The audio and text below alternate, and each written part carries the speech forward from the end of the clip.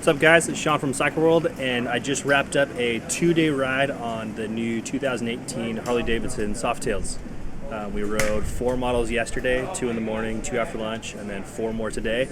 So a total of 8 bikes, and then some of which with the 114 variant of the Milwaukee 8. Some of them have the 107. The last bike I rode today was this. It's the new Harley Davidson Lowrider.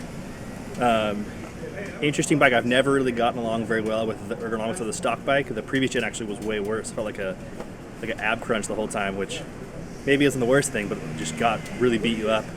The thing I noticed though was we were kind of late getting back here, and we were really pushing over the 2 about 60 miles of mountain twisties, and it really highlighted like how good the new chassis is.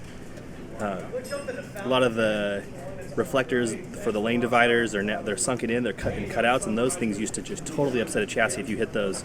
And this, even in kind of a weird ergonomic, your feet are pulled in, your arms are pulled in, it didn't upset the bike at all.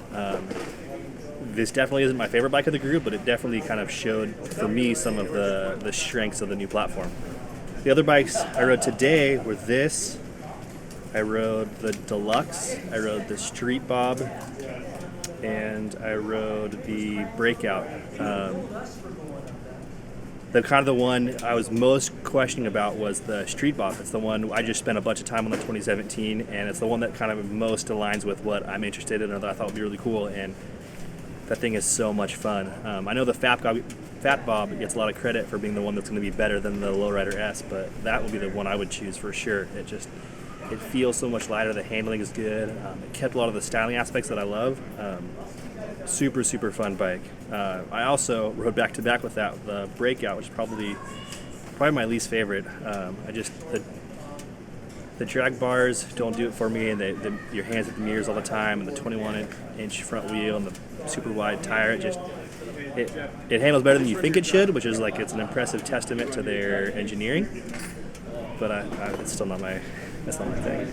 I came in kind of really leaning towards the Fat Bob. I love that it's kind of like their version of a I won't say a sport bike, but it's kind of the one that got the most attention, and I love the styling of it. And it didn't impress me as much with the Street Bob. It feels like a Sportster on steroids, and it's kind of what I've always been hoping. I've always wondered why there wasn't anything between the Dyna and the Sportster line, and they nailed it.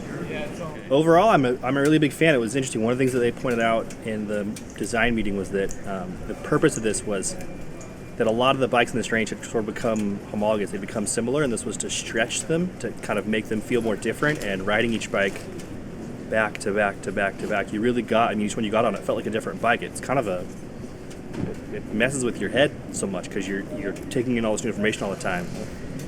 But I think overall they did a really good job of kind of some basic improvements across the board, and then giving bikes a really different feel. And riding them, you get the idea of this is for this kind of buyer, this is for this kind of buyer, and they're different. They're different people, and I think that's a huge win for this new update.